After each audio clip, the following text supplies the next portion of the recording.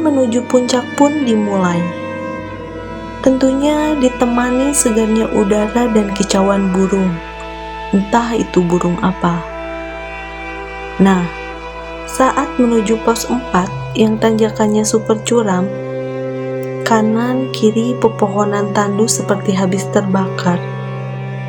Ketika saya mendongak hendak memegang akar pohon, saya kaget sekaget-kagetnya melihat 3 wajah orang dalam keadaan mengelupas dan hancur seperti orang kecelakaan. Saya jatuh dan spontan menangis ketakutan. Gak mau meneruskan perjalanan ke atas. Adam mengalah. Dia ikut turun menemani saya, sementara yang lainnya tetap kekeh menuju puncak. Kami berpisah di pos 4. Sebenarnya saya sendiri pun gak masalah turun sendiri, tapi Adam terlalu khawatir sama saya, sehingga ikut turun. Sepanjang perjalanan turun, Adam tak henti bicara dan melucu. Katanya sih, biar pikiran saya gak kosong. Tibalah di base camp Reco, relawan Ceto, dan bertemu dengan Pak De Anggoro dan Mas Kris. Pak De Anggoro yang menyambut saya di base camp. Ia seperti sudah tahu apa yang saya alami. Ia tersenyum saja. "Piye, Nduk? Sehat?" Ia bertanya. Saya yang kelelahan hanya membalas senyumnya sambil bilang, "Saya gagal sampai puncak." Ia hanya tersenyum lalu merangkul saya untuk bercerita. Tapi Adam yang lebih dulu bercerita. Kemudian barulah Pak De Anggoro bertanya apa yang saya ingat. Saya ceritakan tentang ketiga pendaki yang saya temui itu. Tiba-tiba saya spontan menyebut nama Kartini. Ternyata menurut cerita Pak De Anggoro, dulu terjadi bencana yang sangat menyeramkan, yaitu kebakaran Gunung Lawu di jalur Cemburu Sewu dan Ceto. Hanya saja bagian Ceto cuma kena sedikit, yakni di sekitar pos 4. Menurut ceritanya, yang wafat ada 9 orang lebih. Ada 4 korban kebakaran yang sangat susah untuk diidentifikasi jasadnya. Pak De Anggoro bercerita, mereka memang biasa menampakkan wujudnya untuk mengajak pendaki interaksi atau sekedar muncul saja. Banyak yang gak kuat, sampai kesurupan, drop, sakit, bahkan ada wanita asal Tegal Rejo yang kesurupan dari atas sampai base camp, lalu karena gak kuat akhirnya meninggal.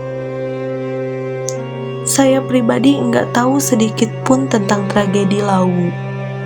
Yang saya pernah baca cuman soal si nenek minta gendong dan pasar setan yang mengharuskan kita untuk melempar duit beberapa pun jumlahnya. Kalau ada suara berbunyi, tumbas opo, atau beli apa, di setengah alunan gamelan dan riuh rendah seperti di pasar. Ternyata masih banyak misteri Lawu yang belum banyak diceritakan. Beliau hanya geleng-geleng kepala saja. Akhirnya, dia memancing penglihatan saya untuk menerawang apa yang ada di daerah Bulak Peperangan dan Pasar Dieng. Dengan gamblang, saya menceritakan apa yang saya lihat saat itu, dan dibenarkan oleh Pak De Anggoro. Karena semakin penasaran, dia pun bertanya tentang bangunan di dekat base camp. Lagi-lagi saya menceritakan apa yang saya lihat. "Kepiye to wis dikandani radi rungoke," kata Pak De Anggoro. Ternyata menurut si Pak De, kemarin sebelum kami mendaki, saat briefing Pak De sudah memperingatkan sebaiknya jangan nanjak dengan jumlah ganjil. Dia juga memastikan apakah kami yakin mau mendaki jam 5 sore. Kenapa nggak pagi atau siang atau malam sekalian? Sebenarnya kalau dipikir bener juga sih. Karena mulai nanjak jam 5 sore, kita akan bertemu dua waktu sholat yang sangat singkat, yaitu maghrib dan isya. Jam-jam segitu memang waktu turunnya sandekala atau setan menjelang maghrib. Akhirnya Pak D meminta saya untuk mandi di Sendang di Puri Saraswati. Namun saya menolak. Akhirnya saya hanya cuci muka, cuci tangan, dan cuci kaki. Setiba di depan pintu Sendang, saya melihat sesosok perempuan cantik, namun terlihat galak dan bertubuh seperti ular. Saya kaget. Lalu Pak D bertanya, "Melihat apa?" Saya bilang bahwa saya melihat wanita itu. Lalu, seraya menunduk dan menelungkupkan tangannya, dia hanya berkata kepada saya, "Jangan takut. Ayo masuk, bersihkan badanmu." Saya menurut saja, lalu saya cuci muka, kaki, dan tangan, masing-masing 3 kali. Setelah itu, saya melemparkan uang koin seikhlasnya ke dalam kolam sambil berharap yang terbaik. Percaya atau tidak, setelah itu saya merasa badan saya yang sebelumnya enggak karuan menjadi jauh lebih tenang dan enteng. Seperti apa ya rasanya? Plong saja begitu. Ya terserah sih mau percaya atau tidak. Setelah tak kunjung menerima kabar, apakah teman-teman yang lain sudah tiba di puncak dan mau bagaimana? Akhirnya saya dan Adam pamit untuk pulang ke Jakarta. Pasti teman-teman gak dapat sinyal. Akhirnya, karena sudah kesorean, gak ada angkutan menuju terminal Karangpandan. Mau menyewa mobil, harganya mahal sekali, 600.000. Dan uang kami sangat terbatas. Dengan keyakinan bahwa siapa tahu ada ojek atau mobil angkutan di bawah sana yang mau mengangkut kami. Juga karena waktu itu masih terang, kami turun jalan kaki. Pemandangannya indah sekali, tapi ternyata jauh juga jalan kakinya.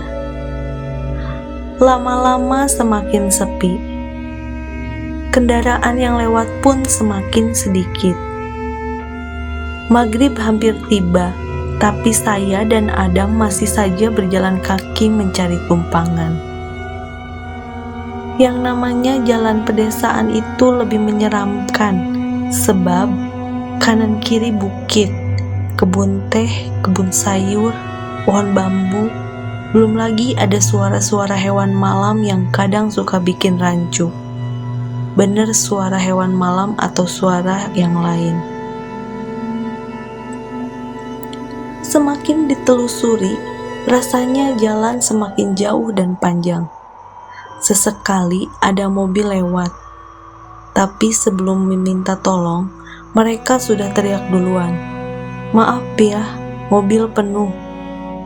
Akhirnya, setelah kami jalan kaki sekitar 3 km, sesudah beratus kali memasang tampang memelas setiap kali ada kendaraan yang lewat, sebuah mobil berhenti. "Badai pundi, nduk?" tanya seorang ibu kepada saya.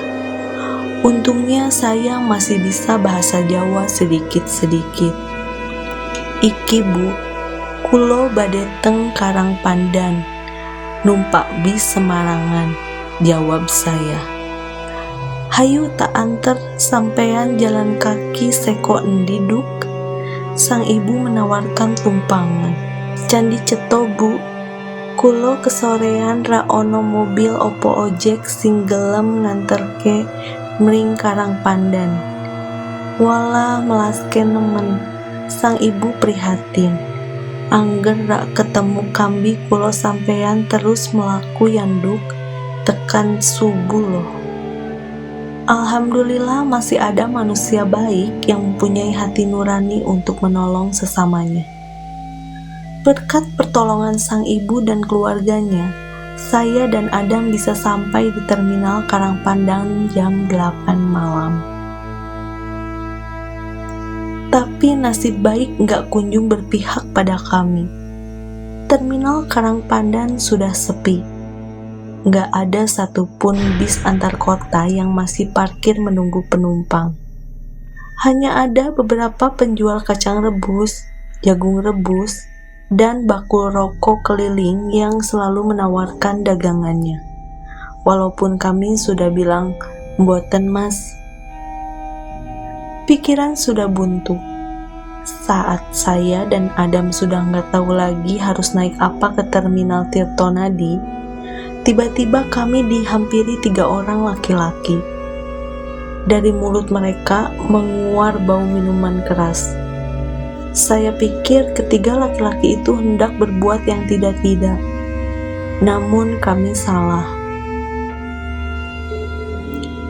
Justru ketiganya menawarkan bantuan untuk mengantarkan kami ke Solo Kota agar bisa mencari taksi atau bis lainnya ke terminal Tirtonadi.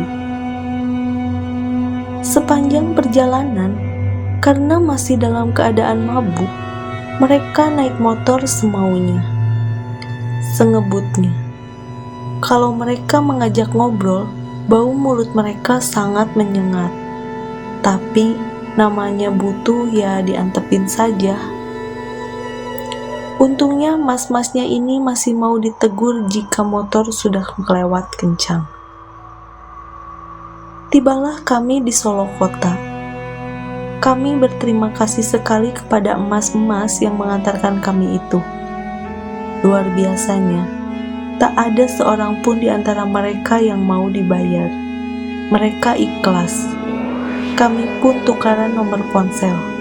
Suatu saat, kalau saya ke Lawu lagi, saya pasti akan ajak mereka ngopi. Dari sana, gampang saja kami menemukan taksi. Sudah lega.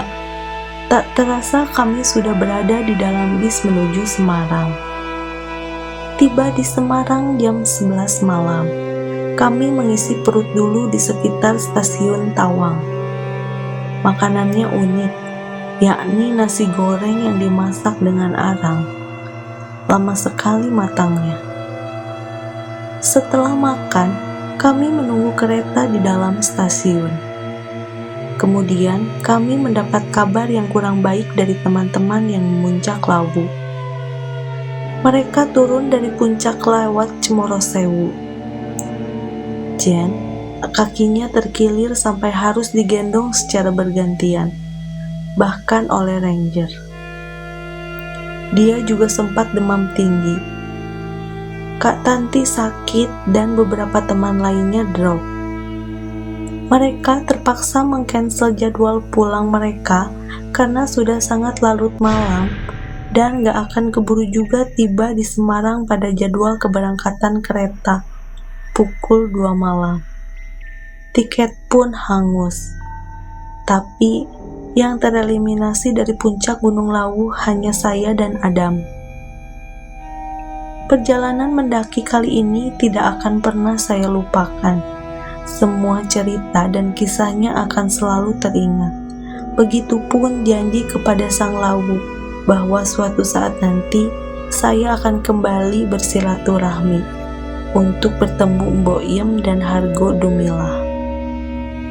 Dan percaya tidak percaya, saat saya tiba di Jakarta dan iseng mengecek Facebook, saya terhenyak mendapati bahwa ternyata saya sudah berteman dengan almarhum Aris Munandar, salah seorang korban kebakaran Gunung Lawu yang jenazahnya nggak bisa diidentifikasi selama 7 hari.